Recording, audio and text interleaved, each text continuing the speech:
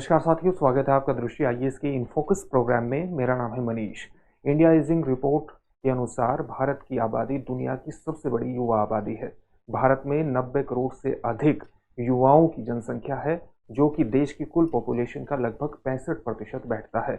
इतनी बड़ी जनसंख्या को रोजगार प्रदान करना किसी भी सरकार के लिए एक महत्वपूर्ण चुनौती होती है।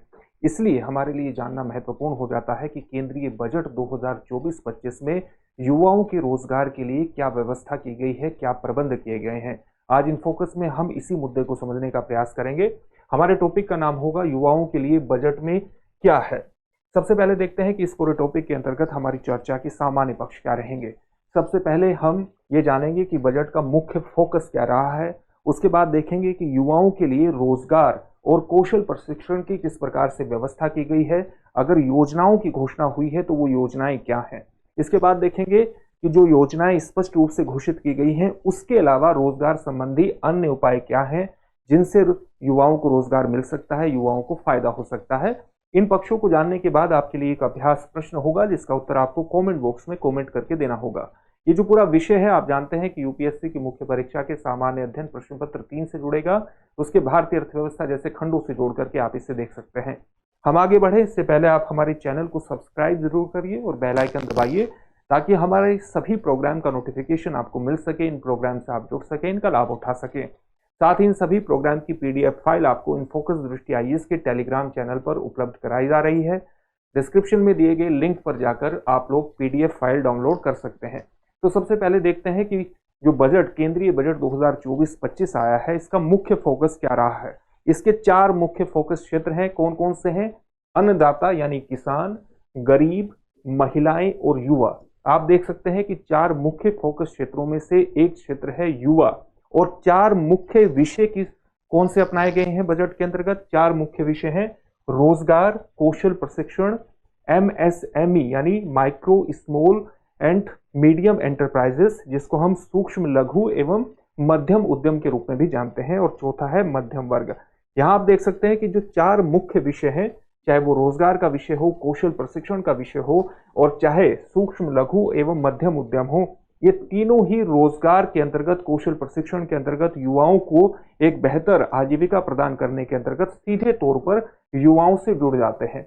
तो हमारे लिए जानना महत्वपूर्ण हो जाता है कि केंद्रीय बजट में किस प्रकार से रोजगार और कौशल प्रशिक्षण की व्यवस्था की गई है। तो सबसे पहले यही जानते हैं कि बजट में किस तरह की घोषणा की गई है रोजगार को लेकर के और कौशल प्रशिक्षण को लेकर के। दरअसल बजट में प्रधानमंत्री पैकेज की बात की गई है, और प्रधानमंत्री पैकेज के अंतर्गत 5 योजनाओं को शामिल किया गया है।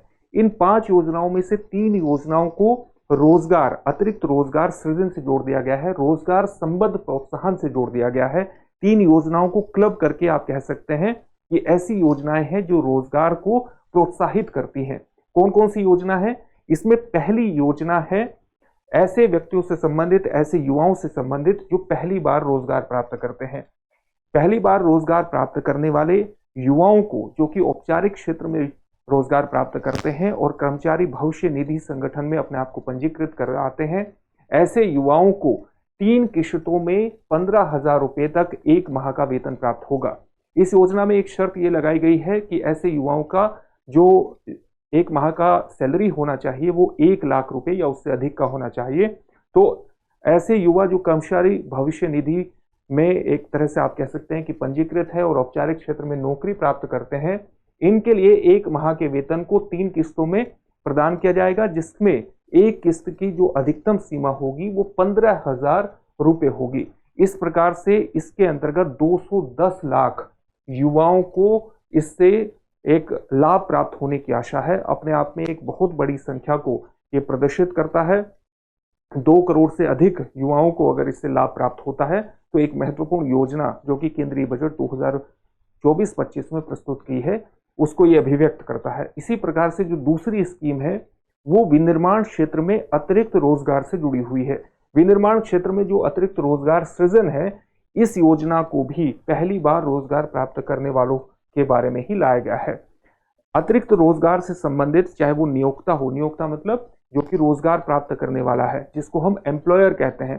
तो एम्प्लॉयर और उसके साथ साथ जो कि एम्प्लॉई है, जो कि रोजगार प्राप्त करता है, इन दोनों के प्रथम 4 वर्ष में जितना ये योगदान ईपीएफओ यानी कर्मचारी भविष्य निधि संगठन में जितना कंट्रीब्यूशन इनके द्वारा दिया जाता है, उस कंट्रीब्यूशन को प्रोत्साहित किया जाएगा, उस कंट्रीब्यूशन को प्रोत्साहित करने के लिए मदद दी जाएगी और इससे 30 लाख युवाओं को लाभ प्राप्त होने की उम्मीद है। तो अपने आप में आप देख सकते हैं कि यहाँ पर 210 लाख युवाओं को लाभ प्राप्त होने की आशा है और इस दूसरी स्कीम से उम्मीद है सरकार को कि 30 लाख युवाओं को एक लाभ प्राप्त होगा।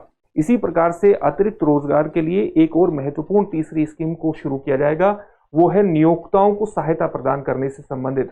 नियोक्ता जितने भी अतिरिक्त रोजगार प्रदान करेंगे उससे संबंधित ये योजना है और सभी क्षेत्रों में अतिरिक्त रोजगार प्रदान करने से संबंधित है। यानी सभी क्षेत्रों में जो अतिरिक्त रोजगार प्रदान किया जाएगा उसे इस योजना के अंतर्गत काउंट किया जाएगा। सरकार नियोक्ताओं के जो कि अतिरिक्त रोजगार प्रदान कर रहे हैं उनके कर्मचारी भविष्य निधि संगठन में जितना कंट्रीब्यूशन उनके द्वारा दिया जाता है उसके लिए, यानी जितना अतिरिक्त रोजगार प्रदान करेंगे उन्हें 2 वर्षों तक 3,000 रुपए प्रति माह की प्रतिपूर्ति करेगी, कंपेंसेट करेगी जितना भी वो अतिरिक्त रोजगार पैदा करते चले जाएंगे, उत्पन्न करते चले जाएंगे और इससे 50 लाख नौकरियों के सृजन होने की आशा है। तो आप कह सकते हैं कि रोजगार को प्रोत्साहन देने के अंतर्गत सरकार की 3 महत्वपूर्ण योजनाएं हैं जिनको एक साथ क्लब कर दिया गया है और जो कि रोजगार को प्रोत्साहित करने से संबंधित है और पीएम पैकेज की 5 योजनाओं में से 3 योजनाएं विशेष रूप से महत्वपूर्ण है। तो पीएम पैकेज की 2 योजनाएं कौन सी किससे संबंधित है? 2 योजनाएं, एक कौशल प्रशिक्षण कार्यक्रम से संबंधित है और एक इंटर्नशिप अवसर से संबंधित है। कौशल प्रशिक्षण कार्यक्रम जो कि प्रधानमंत्री पैकेज की 4थी योजना है, उसमें क्या कहा गया है? उसमें कहा गया है कि 5 वर्षों की अवधि में सरकार 20 लाख युवाओं को कौशल प्रशिक्षण प्रदान करेगी, यानी स्किल ट्रेनिंग प्रदान करेगी ताकि वो विशेष कौशल हासिल कर सके और उनकी आजीविका का, रोजगार का एक महत्वपूर्ण आधार निर्मित हो सके।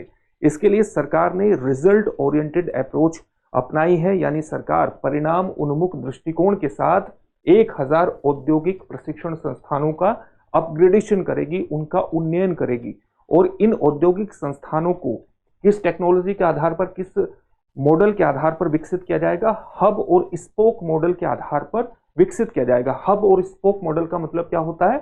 इसमें कोई भी एक मुख्य प्रशिक्षण संस्थान इस प्रकार से बना दिया जाता है और उससे जुड़े हुए उसके इर्द गिर्द छोटे संस्थान, छोटे औद्योगिक संस्थान इस प्रकार से बनाए जाते हैं और इन सभी को हब से इस प्रकार से स्पोक के माध्यम से जोड़ दिया जाता है ताकि इस हब के माध्यम से इन सभी संस्थानों में भी बेहतर प्रशिक्षण कौशल की सुविधाओं को विकसित किया जा सके और रोजगार के महत्वपूर्ण आधार का निर्माण किया जा सके। तो युवाओं को, जो 20 लाख युवाओं को कौशल प्रशिक्षण प्रदान किया जाएगा, इसके लिए सरकार एक रिजल्ट ओरिएंटेड अप्रोच के साथ औद्योगिक प्रशिक्षण संस्थानों का उन्नयन करेगी हब और स्पोक मॉडल के आधार पर।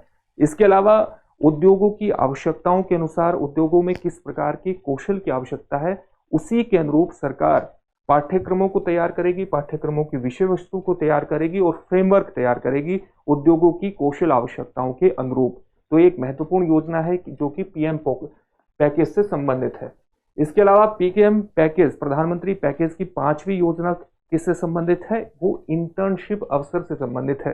ये योजना क्या कहती है? ये योजना कहती है कि अगले 5 वर्ष की अवधि में देश के 1 करोड़ युवाओं को शीर्ष 500 कंपनियों में इंटर्नशिप के अवसर प्रदान किए जाएंगे और इसके साथ साथ जो कॉर्पोरेट सोशल रेस्पॉन्सिबिलिटी फंड है, कॉर्पोरेट सोशल रेस्पॉन्सिबिलिटी निधियों के माध्यम से प्रति माह 5,000 रुपए का भत्ता प्रदान किया जाएगा और 6,000 रुपए की एक कालिक यानी एक बार में सहायता प्रदान की जाएगी।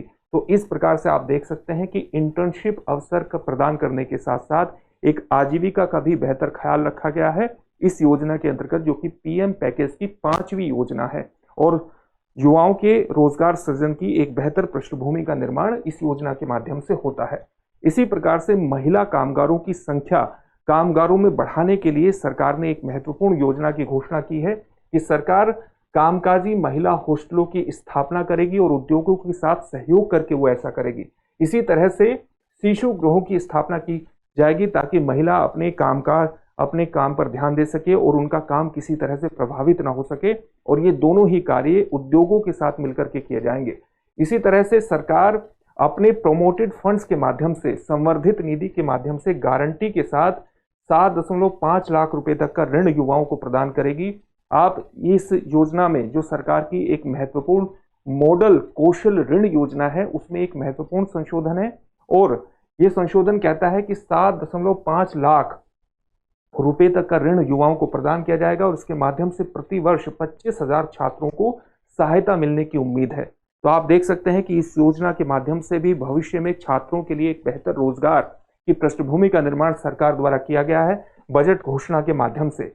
इसी तरह से ऐसे युवा जिनको सरकार की किसी नीति या स्कीम के माध्यम से कोई लाभ प्राप्त नहीं हो पाता है, खासतौर से शैक्षणिक क्षेत्र में, उन युवाओं के लिए सरकार ने घोषणा की है कि घरेलू संस्थानों में उच्चतर शिक्षा के लिए 10 लाख रुपए तक का उनको ऋण प्रदान किया जाएगा, वित्तीय सहायता प्रदान की जाएगी और इसके लिए प्रतिवर्ष 1 लाख विद्यार्थियों को 3% वार्षिक ब्याज सहायता के साथ ई वाउचर, इलेक्ट्रॉनिक वाउचर प्रदान किए जाएंगे, जो कि अपने आप में उच्चतर शिक्षा हासिल करने की महत्वाकांक्षा रखने वाले छात्रों के लिए एक बेहतर स्कीम की घोषणा आप कह सकते हैं कि केंद्रीय बजट में की गई है। कुछ अन्य रोजगार संबंधी योजनाएं हम देख सकते हैं जिनकी सीधे तौर पर घोषणा नहीं की गई है, लेकिन अप्रत्यक्ष रूप से ये सभी योजनाएं रोजगार से जुड़ जाती हैं, युवाओं के रोजगार से जुड़ती हैं, यानी कहीं ना कहीं इन योजनाओं के क्रियान्वयन के माध्यम से युवाओं को रोजगार प्राप्त होगा, उनको लाभ होगा, उनकी बेहतर आजीविका का पृष्ठभूमि का निर्माण होगा। कौन सी योजना है? जैसे सरकार ने किसानों के लिए एक किसानों की फसल के लिए और किसानों का एक मुफ्त विकास करने के लिए आप कह सकते हैं कि एक बद्ध विकास करने के लिए एक नीति की घोषणा की है कि सरकार बहुत जल्द राष्ट्रीय सहकारिता नीति लेकर के आएगी। इस सहकारिता नीति के माध्यम से ग्रामीण क्षेत्र में आर्थिक समृद्धि की पृष्ठभूमि का निर्माण होगा। किसके माध्यम से होगा? सरकार सहकारी क्षेत्र के सिस्टमेटिक यानी प्रणालीगत, व्यवस्थित और ऑलराउंड यानी चहुमुखी विकास की पृष्ठभूमि का निर्माण करेगी और ग्रामीण क्षेत्र में आर्थिक समृद्धि का और साथ ही युवाओं के रोजगार की पृष्ठभूमि का निर्माण करेगी। तो ये एक महत्वपूर्ण नीति है जिससे युवाओं को ग्रामीण क्षेत्रों में रोजगार मिलने की संभावना रहेगी। इसी प्रकार से सरकार ने सब्जी उत्पादन और आपूर्ति श्रृंखला के अंतर्गत कुछ महत्वपूर्ण घोषणाएं की हैं। इन घोषणा में क्या है? सबसे महत्वपूर्ण ये है कि सरकार उपज के संग्रहण, उसके भंडारण यानी स्टोरेज और उसके विपणन यानी मार्केटिंग के साथ साथ सब्जी आपूर्ति श्रृंखला में स्टार्टअप को बढ़ावा देगी। अगर सरकार इस पूरी प्रक्रिया के अंतर्गत, सब्जियों के संग्रहण के अंतर्गत, सब्जियों के भंडारण के अंतर्गत, उसकी मार्केटिंग के अंतर्गत स्टार्टअप को बढ़ावा देगी, ऋण प्रदान करेगी, तो निश्चित रूप से युवाओं को रोजगार प्रदान करने की, आजीविका स्टैब्लिश करने की, स्थापित करने का एक महत्वपूर्ण अवसर होगा और युवाओं को रोजगार मिलने की एक पृष्ठभूमि का निर्माण इस घोषणा से होता है। इसी प्रकार से सरकार ने एक महत्वपूर्ण घोषणा की है प्रधानमंत्री जनजातीय उन्नत ग्राम अभियान की। इस अभियान के अंतर्गत सरकार 63,000 गांवों को कवर करेगी और आदिवासी समुदायों की सामाजिक आर्थिक स्थिति को सुधारने का प्रयास करेगी, जिससे 5 करोड़ जनजातीय लोगों को लाभ होने की उम्मीद है। तो 5 करोड़ जनजातीय लोगों को इस योजना से लाभ होने की उम्मीद है और आप देख रहे हैं कि जनजातीय उन्नत ग्राम अभियान अगर चलाया जाएगा तो जो ग्रामीण क्षेत्र में युवा है उनको भी इसका लाभ निश्चित रूप से होगा, उनको भी एक रोजगार सृजन की पृष्ठभूमि का निर्माण इस योजना के माध्यम से होगा। इंटर्नशिप अवसर के बारे में हम पहले से ही जान चुके हैं। अब हम देखते हैं कि कुछ क्षेत्रों में जो सरकार ने फंड की वृद्धि की है, फंड बढ़ाया है, तो वहां से रोजगार की सृजन की पृष्ठभूमि का निर्माण किस प्रकार से होता है। सरकार ने एक महत्वपूर्ण निर्णय लेते हुए बजट 2024-25 में मनरेगा के बजट में महत्वपूर्ण वृद्धि की है। वर्ष 2023-24 के लिए मनरेगा का बजट कितना रखा गया था? 60,000 करोड़ रुपए रखा गया था। इस बजट को बढ़ाकर के 86,000 करोड़ रुपए कर दिया गया है, यानी मनरेगा के बजट में 26,000 करोड़ रुपए की वृद्धि है, जो अपने आप में एक बहुत ही महत्वपूर्ण वृद्धि को प्रदर्शित करती है। आप जानते हैं कि मनरेगा ग्रामीण क्षेत्रों में अकुशल श्रमिकों के लिए रोजगार प्रदान करने की सबसे बेहतरीन गारंटी प्रदान करता है। तो जितने भी अकुशल युवा हैं, अगर उनको किसी क्षेत्र में रोजगार प्राप्त नहीं हो पाता है तो मनरेगा के माध्यम से वो रोजगार प्राप्त कर सकते हैं। इसलिए मनरेगा में इस फंडिंग वृद्धि का, इस कोष वृद्धि का विशिष्ट रूप से महत्व है। खासतौर से ग्रामीण क्षेत्र में जो युवा हैं और अकुशल युवा हैं उनको रोजगार प्रदान करने के अंतर्गत इस फंड का विशेष महत्व होता है। इसी प्रकार से रोजगार पैदा करने वाला एक महत्वपूर्ण क्षेत्र है अवसंरचना क्षेत्र, आधारभूत संरचना क्षेत्र, जिसमें आप कह सकते हैं कि सड़क निर्माण, रेलवे, एयरपोर्ट का निर्माण इत्यादि आ जाता है। तो आधारभूत संरचना पर अगर सरकार अपना फंड बढ़ाती है, उसके लिए एक महत्वपूर्ण फंड का निर्माण करती है, जिससे इस क्षेत्र की आधारभूत संरचना के क्षेत्र की एक विकास की पृष्ठभूमि का निर्माण होता है, तो ये क्षेत्र अपने आप में बेरोजगार युवाओं की एक बहुत बड़ी जनसंख्या को समाहित करने की क्षमता रखता है। सरकार ने वर्ष 2024-25 के बजट के लिए इस क्षेत्र के लिए 11,11,111 करोड़ रुपए के फंड की घोषणा की है, जो कि भारत की जीडीपी का 3.4% बैठता है। तो इस क्षेत्र में अगर इतना बड़ा फंड आता है और इस क्षेत्र के विकास की पृष्ठभूमि का निर्माण होता है, तो ये क्षेत्र अपने आप में बहुत बड़ी युवा जनसंख्या को समाहित कर सकता है, उसको रोजगार दे सकता है, उसके लिए बेहतर आजीविका का निर्माण कर सकता है। इसी प्रकार से सरकार ने एक महत्वपूर्ण घोषणा मुद्रा ऋण के अंतर्गत की है। आप जानते हैं कि प्रधानमंत्री मुद्रा ऋण योजना की शुरुआत कब की गई थी? अप्रैल 2015 में की गई थी, और इस योजना के अंतर्गत सरकार ने सूक्ष्म, लघु और मध्यम उद्यमों को प्रोत्साहन राशि प्रदान की थी, ताकि युवा इस क्षेत्र में बेहतरीन अपना कोई काम कर सके और उस काम का विकास कर सके। इसके लिए 3 श्रेणियां निर्धारित की गई थी ऋण के अंतर्गत। कौन कौन सी श्रेणी थी? एक श्रेणी का नाम था शिशु श्रेणी, दूसरी श्रेणी थी मध्यम श्रेणी, किशोर श्रेणी, और तीसरी श्रेणी थी तरुण श्रेणी। तरुण श्रेणी के लिए किसी भी काम को करने के लिए जो अधिकतम ऋण सीमा रखी गई थी वो 10 लाख की रखी गई थी। अब इस सीमा को बढ़ाकर के तरुण श्रेणी में 20 लाख कर दिया गया है। ऋण सीमा को वर्तमान 10 लाख रुपए से बढ़ाकर के 20 लाख रुपए किया गया है तरुण श्रेणी में। तो आप कह सकते हैं कि अगर अतिरिक्त ऋण सूक्ष्म, लघु एवं मध्यम उद्यम को प्रदान किया जाता है, तरुण श्रेणी को प्रदान किया जाता है, तो ये सेक्टर क्यों महत्वपूर्ण हो जाता है रोजगार के अंतर्गत? क्योंकि भारत में लगभग 11 करोड़ रोजगार प्रदान करने के अंतर्गत सूक्ष्म, लघु एवं मध्यम उद्यम जिम्मेदार है, जो कि युवाओं को एक बहुत बड़े स्तर पर रोजगार प्रदान करता है। तो इस श्रेणी में अगर कोई भी ऋण वृद्धि होती है, कोई फंड की वृद्धि होती है, जिससे इस क्षेत्र के विकास की पृष्ठभूमि का निर्माण होता है, तो उसका सीधा मतलब है कि ये युवाओं को अतिरिक्त रोजगार प्रदान करने की एक पृष्ठभूमि का निर्माण हो रहा है। तो ये भी एक महत्वपूर्ण योजना है, जिससे भविष्य में युवाओं को एक रोजगार मिलने की संभावना रहेगी। तो ये कुछ अतिरिक्त योजनाएं थी जो जो केंद्रीय बजट 2024-25 में घोषणा की गई है, और जिससे युवाओं को रोजगार मिलने की संभावना रहेगी। अब उम्मीद है कि इन सभी योजनाओं का बेहतर क्रियान्वयन होगा, और अगर बेहतर क्रियान्वयन होगा तो भारत की जो एक बहुत बड़ी युवा आबादी है, तो दुनिया की सबसे बड़ी युवा आबादी है, उसको रोजगार की एक बेहतर स्थितियां निर्मित होंगी, आजीविका की एक बेहतर स्थितियां निर्मित होंगी। आज के टॉपिक से संबंधित एक प्रश्न देख लेते हैं। प्रश्न क्या है? केंद्रीय बजट 2024-25 में कितने युवाओं को आने वाले 5 वर्षों में इंटर्नशिप के अवसर उपलब्ध कराने की योजना प्रस्तुत की गई है? आपके ऑप्शंस हैं, option A 50 lakh, option B 1 crore, option C 2 crore, या ऑप्शन डी 3 करोड़। इस प्रश्न का उत्तर आप हमें कमेंट बॉक्स में कमेंट करके जरूर दीजिए। फिर से एक नए सेशन में आपसे मुलाकात होगी। धन्यवाद।